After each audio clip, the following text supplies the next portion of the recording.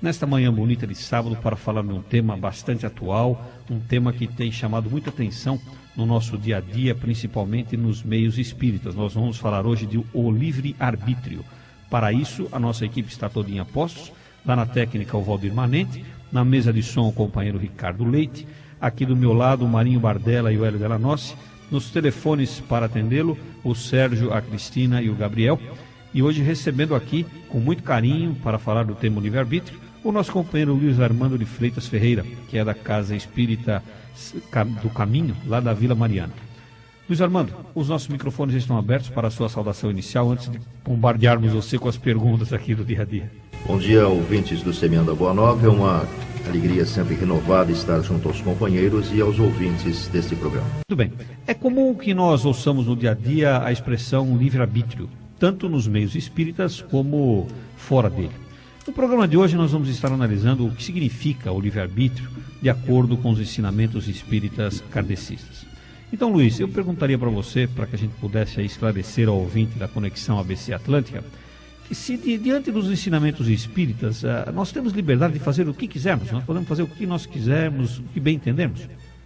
Diante dos conhecimentos espíritas, nós observamos que estamos absolutamente livres para exercermos as nossas ações, as nossas atividades, né?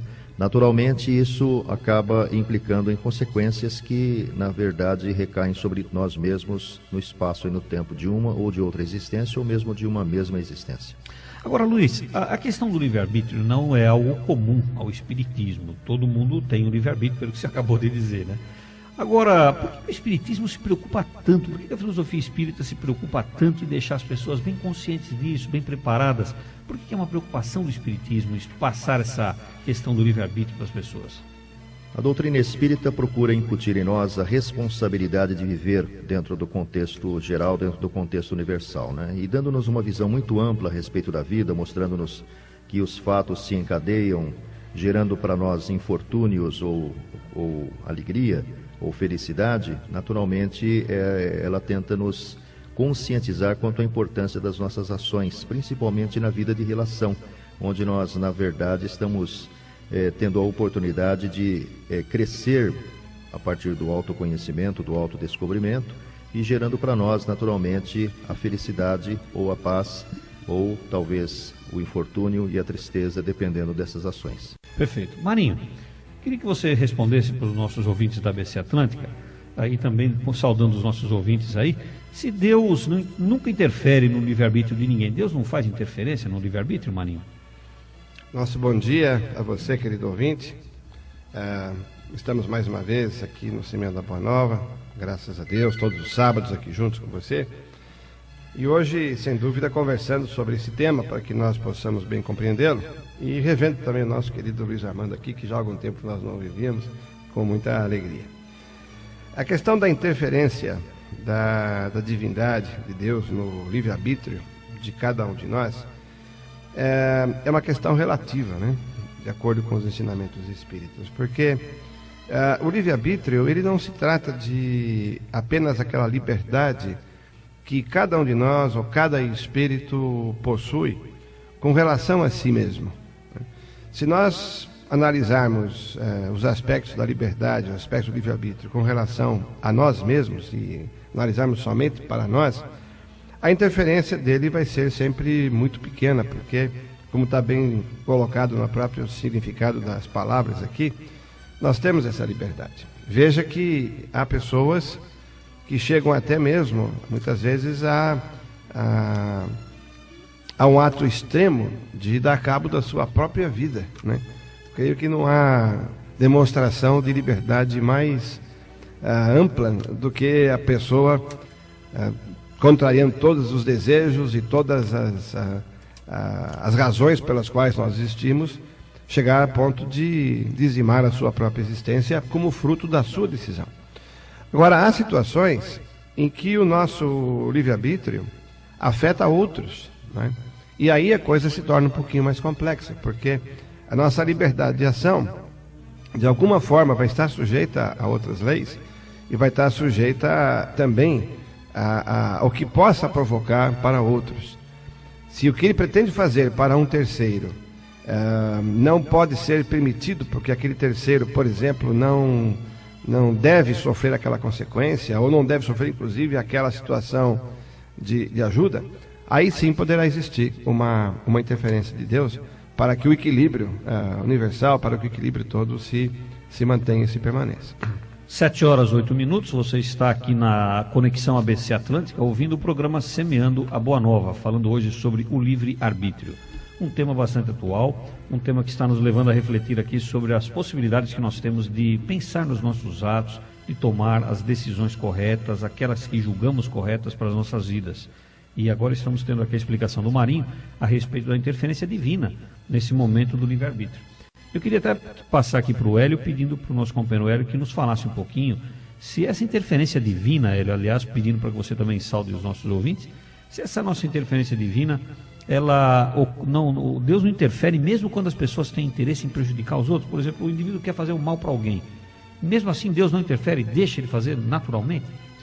Primeiro, é muito bom estar aqui com vocês novamente, aí, junto com os nossos ouvintes, e sobre um assunto tão importante quanto esse. Porque o Kardec se preocupou muito com esse tema, já quando ele estava compilando o Livro dos Espíritos, montando o Livro dos Espíritos. E ele fez uma pergunta desse tipo, sabe, ao Espírito da Verdade, né, aos Espíritos que orientavam ele na formação do Livro dos Espíritos, se existia alguma condição em que o homem tivesse liberdade absoluta. Ou seja, o livre-arbítrio fosse absoluto, que ele pudesse fazer realmente o que quisesse da sua vida. E a resposta vem dizendo que ele só existiria se ele estivesse sozinho no deserto, né? Quer dizer, fora disso, você está vinculado ao interesse de outras pessoas. Deus atua através de leis universais, ele não atua diretamente assim.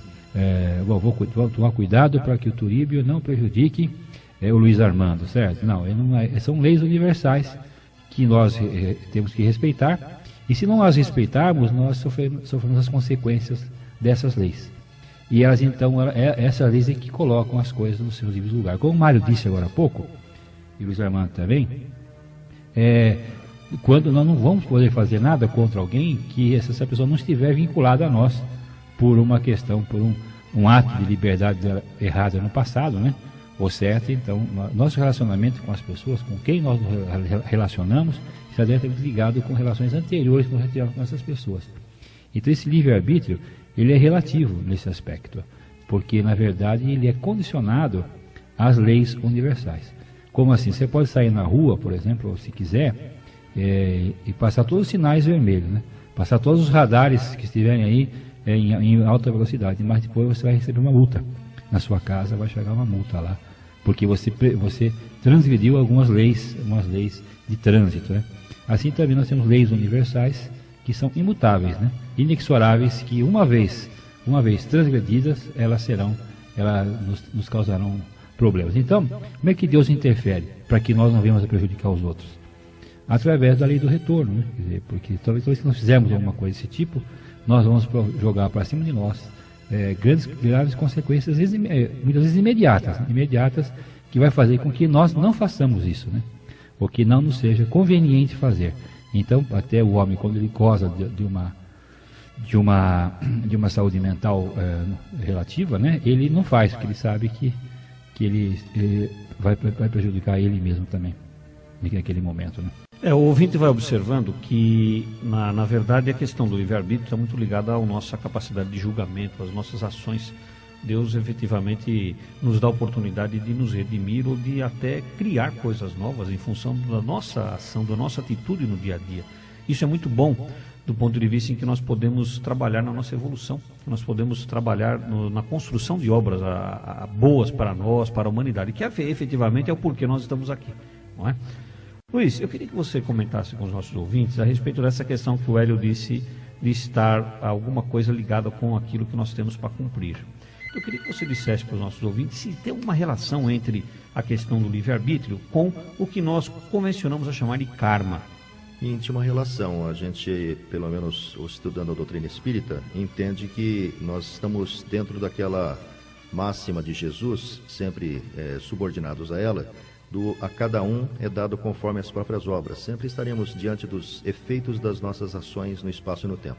E apesar de termos até agora convergido para comentários em torno da vida de relação, né, que faz com que nós, interferindo na existência das outras pessoas, acarretemos para nós consequências compatíveis com essas ações, nós não podemos nos esquecer também que o uso do livre-arbítrio está também ligado às ações que possam eventualmente recair sobre a nossa estrutura física. Por exemplo, se eu sou uma pessoa que consumo bebidas alcoólicas em quantidade, naturalmente eu gerarei para mim desarmonias fisiológicas que em existências futuras haverão de se manifestar. Se eu consumo drogas, eu naturalmente trarei para mim em outras existências consequências também equivalentes. Se eu, em ato extremo, como disse o Marinho, recorrer ao suicídio para fugir aos compromissos que a vida me impõe, naturalmente voltarei para esta existência trazendo no corpo físico as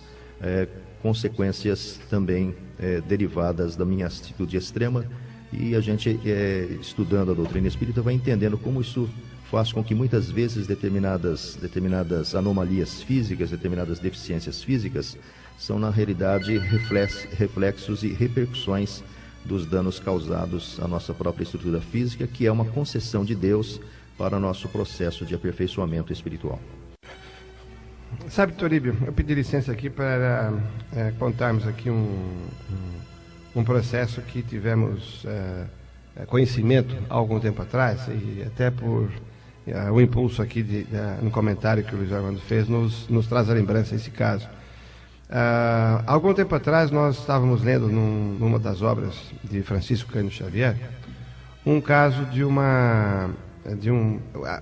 o caso é um pouquinho extenso e a gente vai aqui resumir, mas o caso de uma senhora, uma avó que com o seu netinho procurou o Chico Xavier visando entender o que estava acontecendo com a saúde desse seu netinho, porque por razões de saúde, infelizmente, esse netinho já havia tido a necessidade de amputar as suas pernas por problemas graves de saúde e tal, e a mesma doença estava cometendo naquele momento os membros superiores, os braços daquela criança. E a avó, os pais muito desesperados, foram procurar Chico Xavier e procurar ali uma orientação a respeito. Este livro conta que depois, mais tarde, alguns anos depois, Chico Xavier ficou sabendo que a razão pela qual aquela criança estava tendo os seus membros necessariamente sendo amputados nessa existência é porque este espírito, em existências anteriores, havia cometido suicídio, né? E por mais de uma existência, inclusive, chegavam a uma determinada idade e ele cometia o suicídio. Me parece que eram 2 ou 3 encarnações seguidas que o jovem não conseguiu superar aquela idade crítica e suicidou. Então, a providência divina, junto com esse espírito mesmo, traçaram um plano para que naquela existência ele não tivesse nem pernas e nem mãos que pudessem cometer o suicídio, né? Então, veja aqui um exemplo muito gritante, né, do uso do livre-arbítrio e a interferência, entre aspas, né, dos espíritos e de Deus, né, para que o bem prevalecesse num certo momento, né? Pois bem, o ouvinte vai observando, Hélio. Não, eu até ia complementar com ele que com as coisas de Deus, vamos dizer assim, né, do Pai, são um pouco diferentes das nossas. Nós, como pais, como irmãos, nós não somos assim. Logicamente, não temos a perfeição de Deus. Deus, de qualquer maneira, ele faz com que, de alguma forma, as consequências dos nossos atos nos induza a não repeti-los ou a repeti-los, né, se forem bons. Se forem bons, nós vamos repetir porque são bons. Se são ruins, as consequências desses atos nos trazem consequências, como disse o Luiz Armando, e a tendência das pessoas que são normais, que têm um juízo normal, ela começa a não repetir aquilo, porque ela sabe que as consequências são sempre, não é bom para ela. Então, como nós falamos, se diz aí, a semeadura, ela é livre. Você pode semear o que você quiser, você tem livre-arbítrio para semear o que você bem entender, mas a colheita é obrigatória. Ou seja, é um grande processo de aprendizado, né? É um grande processo de aprendizado e é um aprendizado por descoberta também. Por descoberta, né? Quer dizer, porque você semeou, você vai ter que colher. Você pode até semear, o que você quiser, mas você vai colher. E na colheita você percebe, isso eu não semeio mais. Ou eu vou voltar a semear isso porque isso é bom. E aí talvez nós estamos reforçando aquela resposta, né? A primeira pergunta que o Turíbio fez aqui, de o porquê que o Espiritismo, porquê que a doutrina espírita estuda muito essa questão da liberdade, se preocupa com isso. Exatamente para evitar o sofrimento, porque como a gente aprende por descoberta, e muitas vezes a gente aprendeu depois, que é tarde, né? Agora, se a gente estudar, se a gente tiver, como nós aqui, batendo um papo a respeito, se a gente tiver pensando a respeito, conversando com os amigos a respeito, nós podemos estar aprendendo de maneira menos sofrida, não é verdade? E com isso está evitando as consequências. Os irmãos que até podem, né, falar. Eu me lembro até de uma oportunidade que eu tive a privilegiada condição de frequentar a casa do Chico Xavier. E não sei se alguém aqui teve essa oportunidade, mas na casa dele existiam na soleira das portas muitas frases colocadas no alto, e uma delas, de uma certa maneira, reflete isso que você está dizendo. Ela dizia o seguinte: muito tarde é que se vê que não se amou bastante.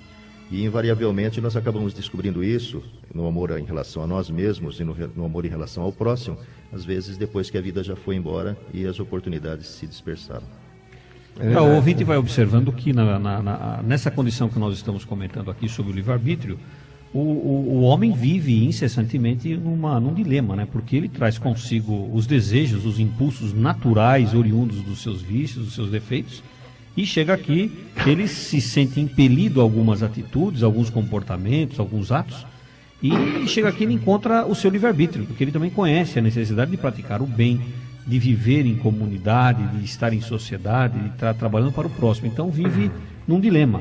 Ou ele cumpre dá cumprimento aos seus instintos humanos que advêm com ele lá das encarnações passadas, ou ele vive equilibradamente, tentando se evoluir, tentando cumprir as suas obras, etc., né? Dando vazão ao livre-arbítrio para o bem, para a construção de coisas boas. E é um dilema, é por isso que o Espiritismo entra, criando essa condição, oferecendo a ele a condição de entendimento, dessa preparação pessoal, né? Aliás, Turíbio, você bem citou essa passagem, esse aspecto que você coloca, está muito bem caracterizado, muito bem exemplificado na passagem do Evangelho, né? Jesus, quando Jesus encontra-se com o jovem rico, né?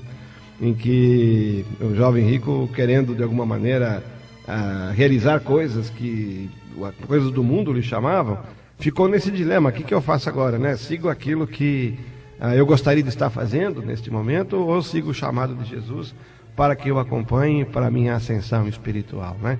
Então esse jogo de forças, né, entre as coisas do mundo que nos atrai de um lado e as coisas superiores que nos atrai de outro, são grandes dilemas. E aí entra a doutrina espírita muito fortemente, não é, Luiz? Com certeza. No sentido de nos ajudar nesse crescimento. Eu queria que você comentasse, se você viu ontem, a Globo passou um programa sobre acidentes de trânsito ontem, e o médico que cuida das pessoas, vocês chegaram a ver, não ontem? Não? Então o médico falou que o que ele notava de mais importante nessas pessoas que se acidentavam gravemente, que ficavam com problemas paraplégicas, né, com sequelas assim mais graves, porque ele notava o seguinte: que as pessoas passavam a dar muito mais valor ao tempo, né? Quer dizer, ao espaço de vida que restavam, para poder reconquistar os seus movimentos, enfim. E tinha um caso lá que a mãe ela perdeu o movimento dos pés e dos braços, né? E ela estava pedindo assim, ela queria só voltar a ter os braços, que já era muito importante para poder abraçar, como os filhos dela, para ele dar um abraço no filho dela e tal. Então o Armando falou bem, disse: muito tarde nós percebemos muitas vezes que nós deixamos de amar, né? Foi essa frase. Muito tarde se vê que não se amou bastante. Não se amou bastante. Então você tem o braço, você tem as pernas, você tem o livre-arbítrio, você pode fazer o que você quiser. E se Deus nos dá, nós começamos com esse livre-arbítrio. A partir daí, você vai diminuindo essa sua liberdade. Não é Deus, através das consequências dos seus atos, você vai diminuindo essa liberdade. Consciência, aprendizado. Né? Você vai diminuindo, aí você, em função disso, ganha consciência. São 7h23, você vai ligando para nós. Telefone 44 35 90 30 e 9676 5474. Faça a sua pergunta, dê a sua sugestão, a sua contribuição.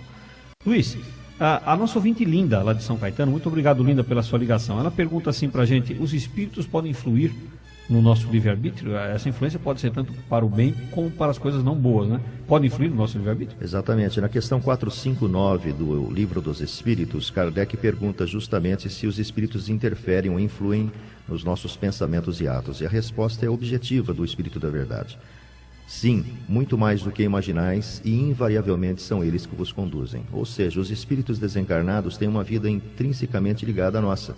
E naturalmente, dando atenção a eles no sem-fio do pensamento, muitas vezes nós somos levados a nos conduzir de acordo com a vontade deles e não necessariamente com a nossa, que às vezes está de uma certa maneira obliterada, justamente porque a vontade deles se sobrepõe à nossa dentro daqueles processos de perturbação espiritual, porque nós temos muito mais tendência para prestar atenção nas coisas erradas, nas coisas do mal, do que necessariamente das coisas do bem e as coisas elevadas, o que nos faria receber as influências e as interferências dos espíritos benévolos. Marinho, nessa questão da interferência do plano espiritual no nosso livre-arbítrio, o Luiz Armando está dizendo agora, muito apropriadamente, que há uma interferência muito grande, eles interferem mais do que a gente até percebe, isso é uma questão do Livro dos Espíritos, né? E o Luiz Armando muito bem explicou. E os nossos mentores, Marinho, como é que fica? Porque se nós dizemos para o nosso ouvinte que nós temos um mentor, cada um de nós tem um mentor, de repente a gente está cometendo algum ato que não é bom, etc., os mentores permitem que isso aconteça? O nosso anjo da guarda permite que isso aconteça, Marinho? Toribio, eu acho que nós precisamos compreender bem o significado do que é interferir, né? Da interferência. Por exemplo, se nós temos uma pessoa que esteja por falta de conhecimento, por problemas de várias naturezas, esteja cometendo crimes aqui através de violência aqui na cidade, assaltos, crimes, mortes, enfim, uma pessoa que esteja violentando o próprio meio em que ele vive, né? Ele está usando o seu livre-arbítrio quando ele está fazendo isso, tá certo? Agora, o que vai acontecer se ele chegar diante de uma pessoa que eventualmente naquele instante ele esteja com a intenção de cometer um ato de violência contra aquela pessoa? E ele está usando o livre-arbítrio dele, tanto quanto ele usou em tantos outros casos. O que pode acontecer é que aquela determinada pessoa, que naquele instante ele esteja tentando atacar, tentando violentar, vamos assim dizer, pode ser que aquela pessoa tenha acumulado tantos méritos, ou tenha uma determinada programação de vida, que ele não pode sofrer naquele momento aquela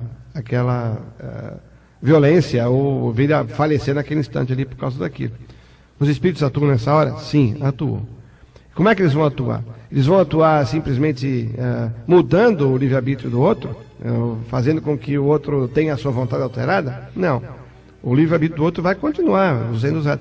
Mas eles vão atuar de um jeito que o efeito daquela intenção de quem quer prejudicar não provoque o resultado que aquela pessoa, a outra, a terceira, não mereça naquele momento. Então a interferência é sempre no sentido de uma ajuda, uma colaboração. E como foi aqui colocado já o termo, evitando que o relativo livre-arbítrio que a gente tenha provoque uma consequência que não esteja nos planos de Deus, né? Ou seja, a interferência deles é sempre no sentido de reorientar, é sempre no sentido de aconselhar, é sempre no sentido de evitar o mal maior, mas nunca de fazer com que a nossa vontade seja obliterada, que a nossa vontade seja obstruída em qualquer momento, porque este livre-arbítrio ninguém pode tirar. A nossa vontade é intrínseca mesmo. Luiz, nós estamos recebendo aqui, até para esclarecer os nossos ouvintes, o Luiz Armando, que é o nosso companheiro da Casa do Caminho, lá da Vila Mariana. Luiz Armando, a Lucila, da cidade de Tiradentes, em São Paulo, muito obrigado, Lucila, pela sua ligação. Fique aí na nossa escuta e mande mais sugestões para nós. Ela faz uma questão bastante curiosa. Ela diz assim: o Pai Nosso, a grande oração ensinada por nosso grande mestre Jesus, ela fala em perdoar os nossos inimigos. O Pai Nosso fala, perdoa os nossos inimigos. Mas se existe a lei da causa e efeito, ou seja, se as pessoas pagam pelo que elas fizeram, então o perdão não serve para nada. Ou seja, por que eu vou pedir perdoa as nossas ofensas, assim como nós perdoamos os nossos inimigos, se de repente tem a lei da causa e efeito? Então o perdão, segundo ela está perguntando, o perdão não serve para nada. Como é que fica o perdão diante da lei da ação e reação? O livro O Céu e o Inferno, ou A Justiça Divina segundo o Espiritismo, tem uma informação bastante interessante. Diz o seguinte, que na verdade, no processo evolutivo a que nós nos sujeitamos, nós invariavelmente acabamos entrando naquele processo de arrependimento no mundo espiritual.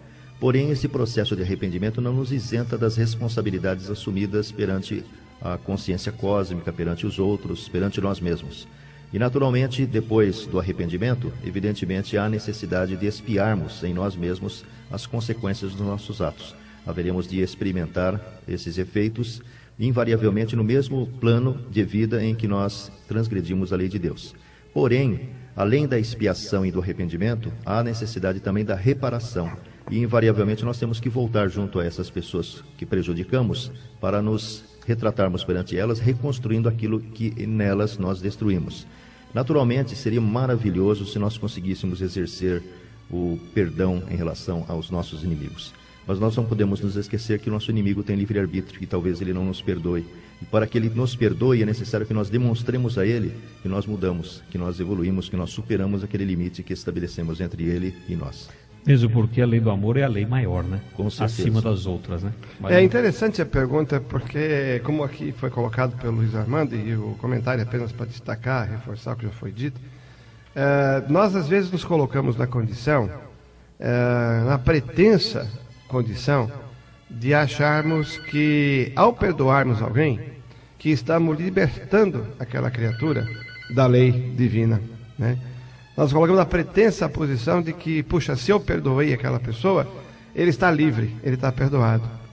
Quando, na realidade, o nosso perdão, ele não vai eliminar a sujeição daquela pessoa às consequências dos atos que ele tenha falado. Mas o que nós, a pergunta até nos coloca isso, que o que nós não nos apercebemos é de que o perdão, ao contrário, ele gera como maior benefício a nós mesmos. Porque veja que coisa interessante. Veja que uma situação assim, que, por exemplo, alguém me prejudica de alguma maneira, e eu, por qualquer motivo, passo uma existência inteira não perdoando aquela criatura. Alguém me fez alguma coisa, eu a existência inteira não estou perdoando aquela criatura. Na outra existência seguinte, continuo não perdoando aquela criatura.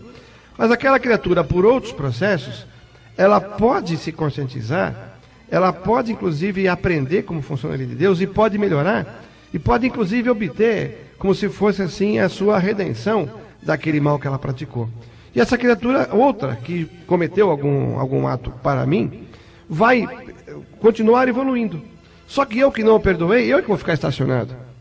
Percebe? Então, de repente, a falta do perdão faz com que eu me prenda, como foi aqui colocado, a uma situação, e fique trazendo prejuízos para mim mesmo. Então, a nossa querida ouvinte, só queríamos destacar que o ensinamento de Jesus para o perdão não é um ensinamento para que nós, com o nosso perdão, demos uma benesse e liberemos a criatura. Não, é para nós mesmos, para que nós não nos prejudiquemos e para que o nosso caminho de evolução não se sinta bloqueado por causa disso. muito bem. Luiz, então retornando às perguntas, vamos retornar aqui a pergunta de João Carlos, aqui de Santo André, vou agradecendo a ele pela ligação. Ele diz assim: se nós temos um sentimento ruim, um sentimento que não é bom em relação a alguém, e não conseguimos resolver isso, quando é que vai haver um processo de depuração, de libertação disso, hein? A mensagem de Jesus recomenda-nos amar o nosso semelhante como nós mesmos. Recomenda também a Jesus que reconciliemos-nos com o nosso adversário enquanto estamos a caminho com ele. Todavia, se isso não é possível, nós precisamos fazer um esforço para superar os nossos próprios limites, pois, naturalmente, muitas vezes a presença incômoda de alguém que não nos agrada é justamente o passado que está voltando ao presente para que nós nos redimamos dos equívocos cometidos.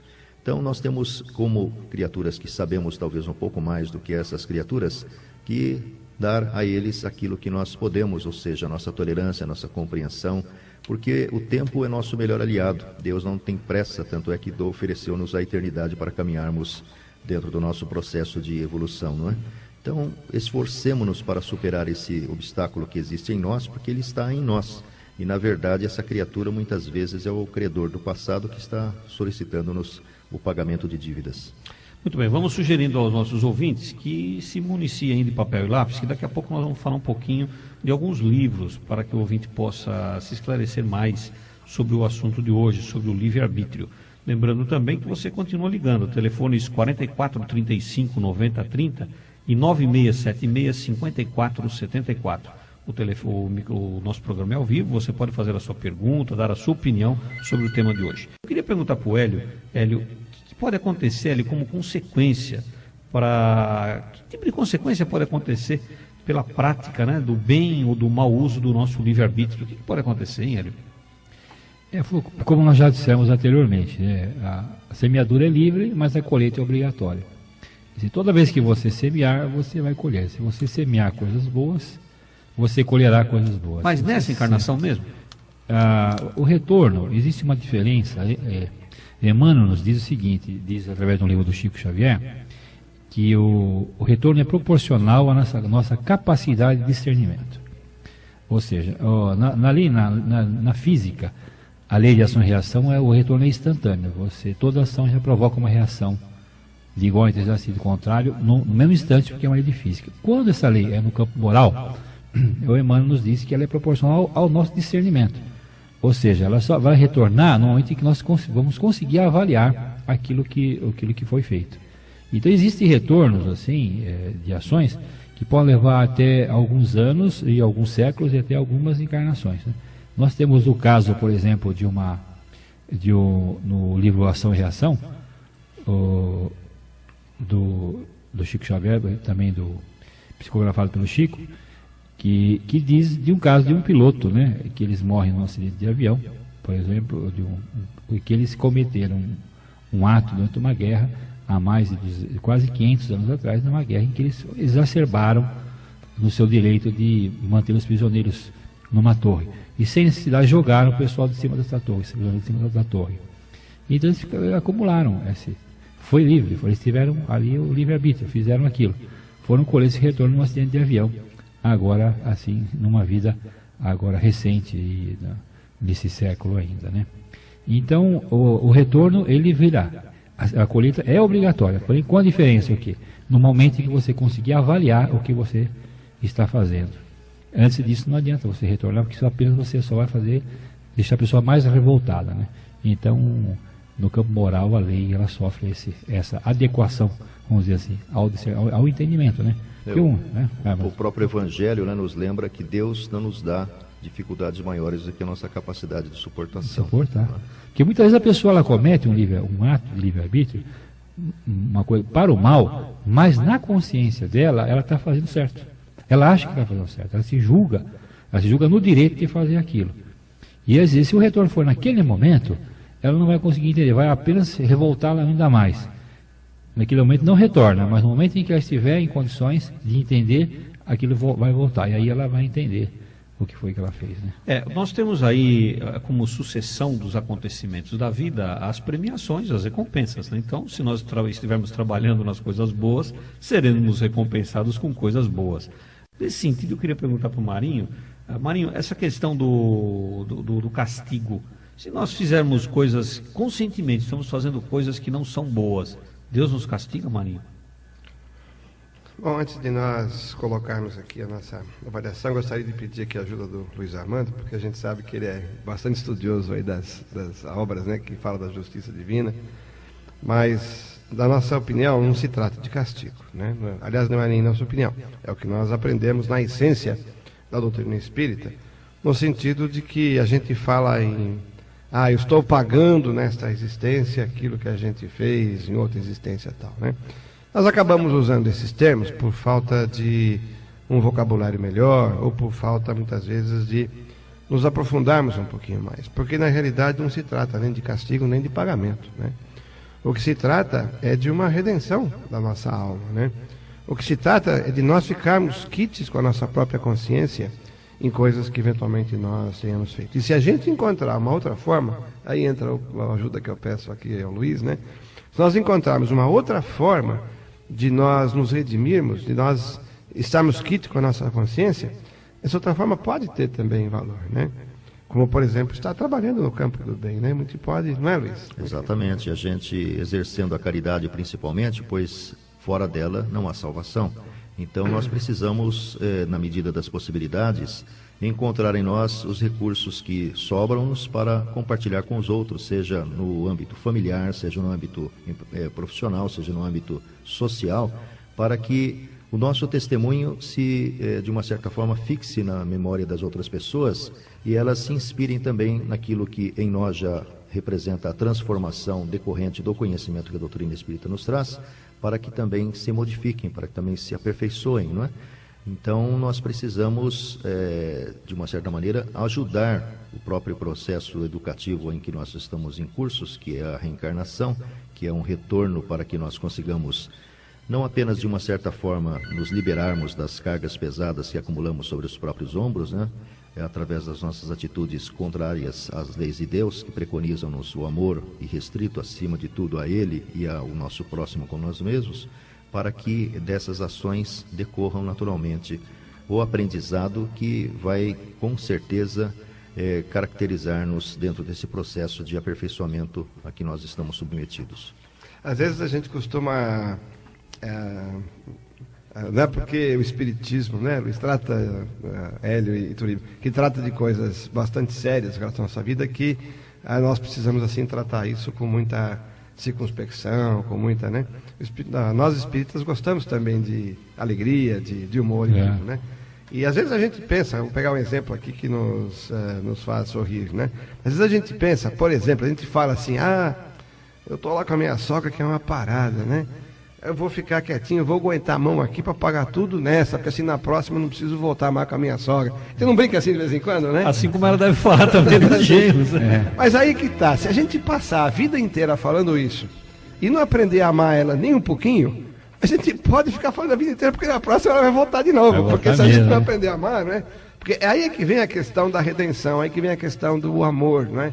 Ou seja, não há castigo. A nossa exposição às consequências, a nossa exposição àquele conceito de pagar uma coisa que a gente eventualmente tenha feito, o tempo, a duração daquilo é proporcional à nossa capacidade de sentir e superar aquilo. Que há situações que nós passamos, às vezes, uma eternidade pagando aquilo, mas ainda não realizamos o que nós temos que realizar, que é superar intimamente aquela dor, aprender a perdoar, aprender a amar aquela pessoa que está... Ou seja, não é fisicamente que a gente mede ao lado de alguém alguma coisa. Eu queria até resgatar uma coisa que o Marinho falou agora há pouco, e convidar o Luiz Armando e o Turíbio também para colaborar nisso que ele falou. Nós temos que falar um pouco sobre isso, porque o livre-arbítrio, ele é uma conquista do espírito. Quer dizer, ele vai conquistando, não podemos esquecer de dar essa informação. Na medida, quanto mais discernimento ele tiver, maior vai ser seu livre-arbítrio. Ele vai sendo ampliando através do seu próprio discernimento, capacidade de entender. Vamos usar um exemplo bem prático assim. Uma dona de casa, por exemplo, que tem filhos. Ela tem todo o poder sobre esses filhos. Ela pode fazer com eles o que quiser. Quer dizer, ela vai orientá-los dentro da sua capacidade do seu entendimento. Ela pode fazer ele chupar um sorvete, por exemplo, né? ou dar um alimento, um arroz e feijão, né? Ou escolher o alimento para ele. Mas como é que ela escolhe o alimento para ele? Se ela tem um discernimento correto, ela escolhe o alimento correto. Ela vai dar o doce na hora certa, o arroz e feijão na hora certa. Ela não vai deixar ele comer mais doce do que pode, né? Ou mais salgado. Enfim, ela tem o poder, de posse desse poder, ela no poder de mãe, que decide sobre a vida, a vida não, sobre a criação desses filhos, ela opta pelo que for melhor para eles, dentro do seu entendimento, for melhor. Então, aí sim nós vamos percebendo o seguinte, que na medida que você vai tendo e você vai fazendo certo isso, Deus vai ampliando o seu livre-arbítrio para você cuidar de mais gente, enfim, você vai crescendo. Um diretor de uma empresa, né, um gerente, quando você assume o poder, você tem um poder ilimitado, você faz o que você quiser, você pode mandar quem que você quiser embora, você pode demitir quem você quiser. Só que você percebe o seguinte, que embora você tenha o poder amplo, você tenha o livre-arbítrio para fazer o que você quiser, você não pode fazer o que você quiser. Você vai ter que fazer aquilo que é melhor para as pessoas. E na medida que você faz o melhor para essas pessoas, ou para as pessoas, em conjunto com a empresa, para o objetivo daquele grupo, você vai ganhando uma empresa maior para cuidar, você vai crescendo, Eu queria que vocês falassem um pouquinho sobre isso, Armando, Olívio. O próprio Livro dos Espíritos já nos diz que realmente o livre-arbítrio é proporcional à nossa consciência, não é? E em outras obras do próprio Kardec, nas próprias obras de André Luiz, nós vamos encontrar que esse livre-arbítrio está intimamente ligado à educação do espírito e à responsabilidade que esse espírito já tem perante o todo, não é? Olha, nós estamos recebendo aqui uma pergunta da Nela, aqui de Santo André, uma pergunta interessante. Obrigado, Nela, pela sua ligação. Ela pergunta assim, como é que a gente distingue quando nós estamos sendo influenciados, né? Uma orientação, um pensamento, como é que nós distinguimos um pensamento, uma orientação de um espírito? Porque isso influencia no nosso livre-arbítrio. O livro dos Espíritos já nos diz, o primeiro pensamento é nosso, o segundo nos é sugerido. Perfeito. E a responsabilidade é sempre nossa, né, Luiz? Sempre nossa. Porque ainda que a gente tenha a sugestão de algum espírito, seja bom ou seja um espírito inferior, a ação, a decisão de agir é de nossa responsabilidade. Olha, queremos agradecer inclusive aqui os ouvintes que ligaram para nós, diversos aqui, o Peron de Santo André, a Denise, também de Santo André, Luiz da Vila Luzita de Santo André, o Tony de São Bernardo, Geni de Santo André, Creuza de Santo André, Gilberto de Santo André, Áurea do Semeador. Muito obrigado pela ligação de vocês, pelos carinhos dedicados a nós aqui, por todos vocês. Luiz, a gente tinha pedido aí para que você falasse alguma coisa a respeito de alguns livros, para os nossos ouvintes aí anotarem algumas bibliografias. Você pode dizer alguns nomes de livros, hein? O primeiro de todos, indiscutivelmente, é o Livro dos Espíritos. O segundo que a gente poderia recomendar é o livro Ação e Reação, do André Luiz, já citado aqui pelo nosso amigo Hélio, e que vai, na realidade, mostrar como funciona realmente esse mecanismo de causa e efeito, ou a lei do karma dentro do contexto existencial. Um terceiro livro interessante, que é para aquelas pessoas que quiserem se aprofundar mais no assunto, é o livro Impulsos Criativos da Evolução, do Dr. Jorge André, um psiquiatra companheiro lá do Rio de Janeiro, e que tem um estudo bastante interessante, inclusive mostrando num gráfico isso que o Hélio disse aqui, essa progressão gradual da condição de livre-arbítrio que caracteriza o ser dentro do seu processo existencial. Talvez essas obras sejam... Qual é o livro que tem o gráfico? Impulsos Criativos da Evolução.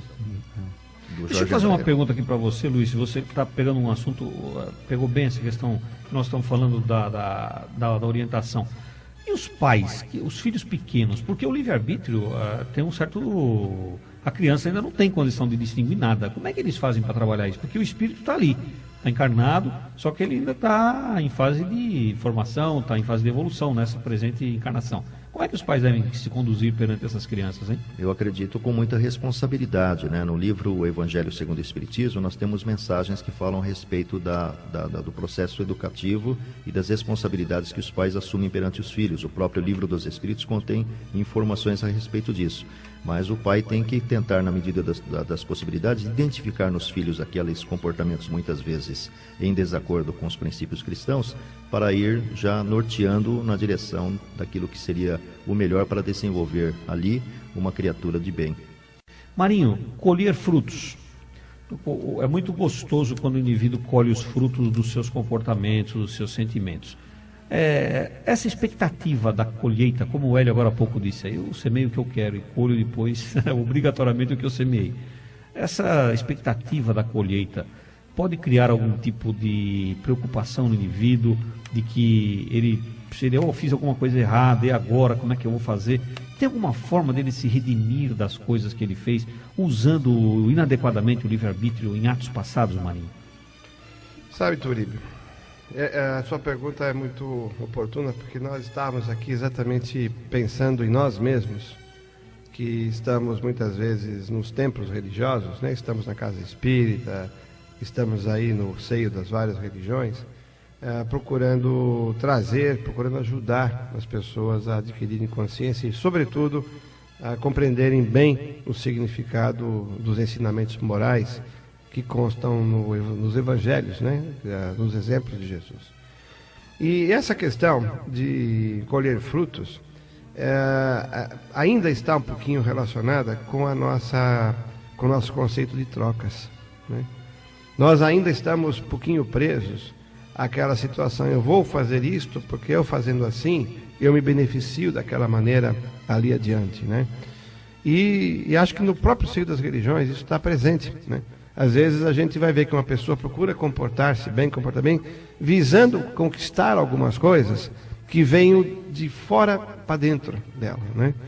Quando na realidade aquela máxima, né, que foi aqui citada pelo Luiz Armando, naquele pensamento que se encontrava ali dos corredores da casa do Chico, né, que nós vamos tardiamente perceber que nós não amamos o quanto podíamos amar, significa que essa depuração, ela não tem prazo e não tem receita determinada. a não ser nós efetivamente fazermos as coisas porque compreendemos e porque sentimos que gostamos de alguém. Quando nós ajudamos alguém porque sentimos a obrigação de ajudar alguém, seguramente a colheita será de uma natureza. Existirá também, é lógico, né? Mas quando nós ajudamos alguém porque sentimos e amamos aquele alguém que precisa daquela ajuda, sem pensar na colheita, né? Nós estaremos aí efetivamente numa condição melhor. Luiz, nós temos mais alguns segundinhos e as suas considerações finais para os nossos ouvintes, por favor. Eu deixaria um pensamento de um benfeitor espiritual que diz o seguinte: na vida só se tem aquilo que se dá. Então, na verdade, nós temos que nos preocupar em realmente dar ao mundo o melhor de nós mesmos. Na vida espiritual não chegaremos lá e seremos identificados por quem fomos, mas sim pelo que fizemos. E agradecemos pela oportunidade do reencontro e esperamos, em oportunidades vindouras aí, estarmos novamente juntos com vocês e com os ouvintes. Edson, sua consideração final. Eu peço que os pais não impeçam que seus filhos colham os frutos da sua semeadura, bons ou maus. Marinho. Uma boa semana para você, querido ouvinte. E para você, que nós estamos encerrando agora o Semana Boa Nova, fique com esse pensamento bonito do Luiz Armando, que ele passou para nós, e também a recomendação de que conserve a fé. A fé vai te ajudar bastante na questão do livre-arbítrio.